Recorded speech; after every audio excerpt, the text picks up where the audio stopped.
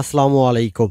স্বাগত জানাচ্ছি আন্তর্জাতিক সংবাদে। সংবাদের শুরুতেই থাকছে সংবাদ শিরোনাম।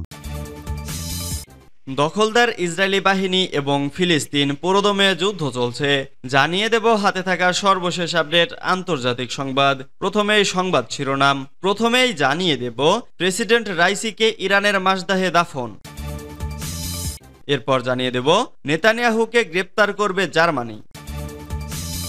এদিকে ইসরায়েলের রাফা অভিযান বন্ধে জরুরি ব্যবস্থা দাবি। এরপর জানিয়ে দিব মমতার জামানায় মসজিদ বেড়েছে 24,000।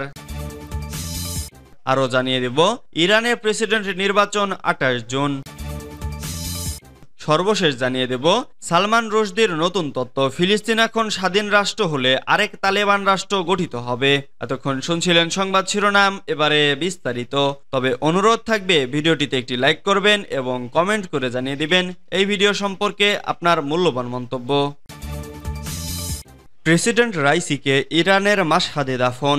ইরানের প্রেসিডেন্ট সাইয়েদ ইব্রাহিম রাইসির লাশ মাশহাদে ইমাম রেজার মাজার কমপ্লেক্সে দাফন করা হয়েছে। বৃহস্পতিবার প্রেসিডেন্টকে শেষ বিদায় জানাতে মাশহাদ পরিণত হয়েছিল জনসমুদ্রে। খবর রেডিও তেহরান, এপি, আল জাজিরার। প্রেসিডেন্ট রাইসির জন্ম ও বেড়ে ওঠা ইরানের উত্তর পূর্বাঞ্চলীয় মাশহাদ শহরে। মৃত্যুর 4 দিন পর বৃহস্পতিবার মাশহাদেই জানাজা শেষে শিয়াদের অষ্টম ইমাম রেজার মাজারে তাকে দাফন করা হয়। ইরানে রাইসি হলেন প্রথম রাজনীতিবিদ যাকে এ মাজারে দাফন করা হলো। এর মধ্য দিয়ে সাবেক প্রেসিডেন্টকে অভূতপূর্ব শ্রদ্ধা জানানো হয়েছে। সাধারণ মানুষের পাশাপাশি রাইসির জানাজায় বিভিন্ন দেশের নেতা, রাষ্ট্রপতি, রাষ্ট্রদূত এবং আন্তর্জাতিক ব্যক্তিত্ব অংশ নেন।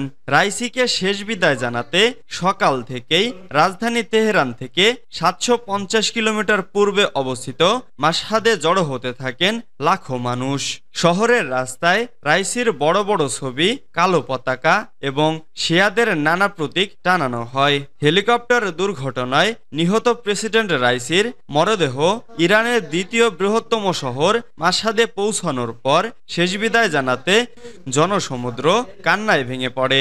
এ সময় লাখ লাখ জনতার সবার হাতে হাতে ছিল প্রেসিডেন্ট রাইসির ছবি এবং বিভিন্ন বক্তব্য লেখা প্ল্যাকার্ড। শোকার্ত ইরানিরা সবাই বুক এবং মাথা চাপড়ে প্রিয় নেতার জন্য শোক প্রকাশ করেন। এর আগে বৃহস্পতিবার সকালে দক্ষিণ খোরাসান প্রদেশের বিরোজান্দে নেওয়া হয় রাইসির মরদেহ। সেখানেও তাকে শ্রদ্ধা জানান সাধারণ মানুষ। এছাড়া ইরানের পররাষ্ট্রমন্ত্রী হোসেন আমির আবদুল্লাহিয়ানের লাশ বৃহস্পতিবার তেহরানের অদূরে রেই শহরের ইমামজাদা আব্দুল আজিমের মাজার এলাকায় দাফন করা হয়েছে।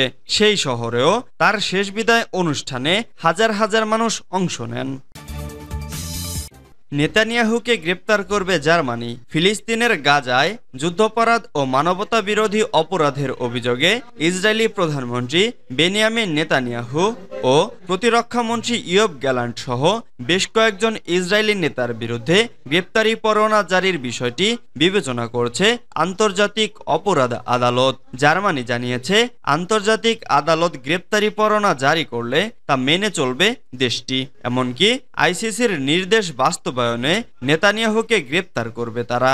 ইসরায়েলি সংবাদ মাধ্যম জেরুজালেম পোস্ট বুধবার 22 মে এক প্রতিবেদনে জানিয়েছে এই বিষয়ে জার্মান চ্যান্সেলর ওলাফ শলৎসের পক্ষ থেকে জানানো হয়েছে গ্রেপ্তারি পরোয়ানা জারি হলে জার্মান সফরে গেলে নেতানিয়াহুকে গ্রেপ্তার করবে তারা। জার্মানি আইসিসির পরোয়ানা কার্যকর করবে কিনা সংবাদ সম্মেলনে সাংবাদিকদের এমন প্রশ্নের জবাবে জার্মান চ্যান্সেলর মুখপাত্র স্টিফেন হেবেস্ট্রেট বলেন, অবশ্যই আমরা আইন মেনে চলি। ইসরায়েলি প্রধানমন্ত্রীর বিরুদ্ধে গ্রেপ্তারি পরোয়ানা জারি হলে জার্মানি নেতানিয়াহুকে গ্রেপ্তার করবে। ইসরায়েলের রাফা অভিযান বন্ধে জরুরি ব্যবস্থা দাবি। ফিলিস্তিনি জনগণের সুরক্ষা নিশ্চিত করতে গাজায় এবং বিশেষ করে রাফায় ইসরায়েলের অভিযান বন্ধে আন্তর্জাতিক ন্যায় বিচার আদালতের কাছে জরুরি ব্যবস্থা চেয়ে গত সপ্তাহে আবেদন করেছে দক্ষিণ আফ্রিকা। ইসরায়েলের বিরুদ্ধে গণহত্যার অভিযোগ এনে এ আদালতের কাছে মামলা করেছিল দেশটি। সেই বৃহত্তর মামলার অংশ হিসেবেই দেশটি পরে রাফায় অভিযান বন্ধ বন্ধে জরুরি ব্যবস্থা চেয়েছেন। গাজার রাফায় ইসরায়েলের অভিযান বন্ধের আদেশ দেওয়ার জন্য আন্তর্জাতিক ন্যায় বিচার আদালতের কাছে দক্ষিণ আফ্রিকার আবেদনের প্রেক্ষিতে শুক্রবার রায় শোনাবে আদালত। বৃহস্পতিবার আদালত কথা জানিয়েছে। 1948 সালের গণহত্যা কনভেনশন লঙ্ঘন করা নিয়ে দক্ষিণ আফ্রিকার আনা অভিযোগের নিন্দা করেছে ইসরায়েল। তারা মামলা প্রত্যাহারের দাবিও জানান, তবে আইসিজে ইসরায়েলের দাবি প্রত্যাখ্যান করেছে। গত জানুয়ারি মাসে দক্ষিণ আফ্রিকার আবেদনের ভিত্তিতে আন্তর্জাতিক ন্যায় বিচার আদালতের এক আদেশে ইসরায়েলকে গণহত্যা বন্ধে পদক্ষেপ নিতে বলা হয়, তবে সামরিক অভিযান বন্ধের আদেশ দেওয়া হয়নি। এরপরে দক্ষিণ আফ্রিকা রাফায় অবস্থানরত ফিলিস্তিনিদের সুরক্ষায় সেখানে বাড়তি জরুরি ব্যবস্থা নেওয়ার আবেদন করে আদালতের কাছে। এছাড়া দক্ষিণ আফ্রিকার পক্ষ থেকে আদালতের কাছে আরেকটি আদেশ চাওয়া হয়েছে, যাতে ইসরায়েল গাজায় জাতিসংঘ এবং মানবিক সহায়তা সরবরাহকারী সংস্থা, সাংবাদিক এবং তদন্তকারীদের অবাধে প্রবেশাধিকার দেয় সে মর্মে। গত 7 অক্টোবর ইসরায়েল গাজায় হামলা শুরু করে। হামলায় গাজার স্বাস্থ্য মন্ত্রণালয়ের হিসাব অনুযায়ী এখন পর্যন্ত 35,000-এর বেশি ফিলিস্তিনি নিহত হয়েছে। ইসরায়েলের প্রধানমন্ত্রী বেনিয়ামিন নেতানিয়াহু হামাসকে নির্মূল করতে রাফায় অভিযান প্রয়োজন বলে মনে করে যুক্তি দেখিয়েছেন। মমতার জামানায় মসজিদ বেড়েছে 24,000।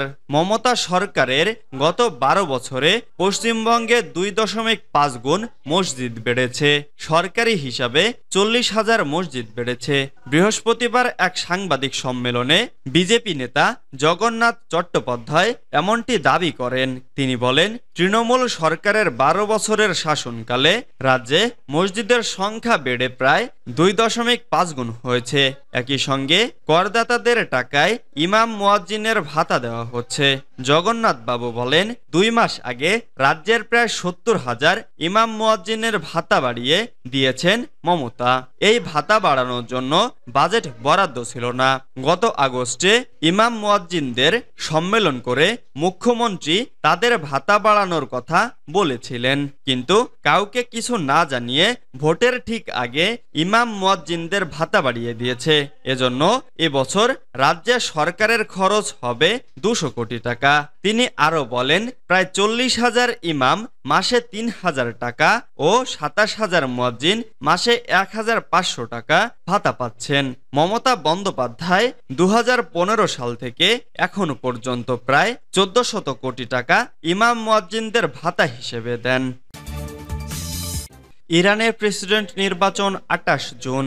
নির্বাচনী প্রক্রিয়ার নিরীক্ষা শেষে ইরানের শীর্ষ নেতৃবৃন্দ পরবর্তী প্রেসিডেন্ট নির্বাচনের দিন হিসেবে 28 জুনকে বেছে নিয়েছে। আজ মঙ্গলবার এই তথ্য জানিয়েছে ইরানের গণমাধ্যম ইরনা। একই সঙ্গে আরও জানানো হয়েছে 30 মে থেকে 3 জুনের মধ্যে প্রার্থীদের নিবন্ধন প্রক্রিয়া শেষ করা হবে। 12 জুন থেকে 27 জুন পর্যন্ত প্রার্থীরা নির্বাচনী প্রচারণা চালাতে পারবেন। ইরানের সংবিধানের 131 নং ধারা অনুযায়ী ক্ষমতাসীন প্রেসিডেন্ট নিহত হলে দেশের নির্বাহী কার্যক্রম পরিচালনার জন্য একটি কাউন্সিল গঠন করা হবে, যাদের মেয়াদ সর্বোচ্চ 50 দিন। এই কাউন্সিলের অন্যতম দায়িত্ব প্রেসিডেন্টের নির্বাচনের প্রস্তুতি নেওয়া। সালমান রুশদির নতুন তত্ত্ব, ফিলিস্তিন এখন স্বাধীন হলে আরেক তালেবান রাষ্ট্র হবে। ভারতীয় বংশোদ্ভূত ব্রিটিশ ঔপন্যাসিক সালমান রুশদি বলেছেন, স্বাধীন ফিলিস্তিন তালেবানের মতো আরেকটি রাষ্ট্র হবে। শুধু তাই নয়, দেশটি ইরানের ক্লায়েন্ট স্টেট হবে বলেও মন্তব্য করেছেন তিনি। সম্প্রতি জার্মান সম্প্রচার মাধ্যম আরবিবিকে সাক্ষাৎকার দেন রুশদি। এ সময় তিনি বলেন, গাজায় মৃত্যুর সংখ্যা দেখে যে কোনো মানুষেরই বিচলিত হবার কথা, তবে আমি চাই কিছু বিক্ষোভকারী হামাসের কথাও উল্লেখ করুক। তাদের কারণেই এসব শুরু হয়েছে। হামাস একটি সন্ত্রাসী সংগঠন, তরুণ বা প্রগতিশীল ছাত্র রাজনীতি, যার কারণে তাদের এই সন্ত্রাসী গোষ্ঠীকে সমর্থন করা অদ্ভুত থেকে।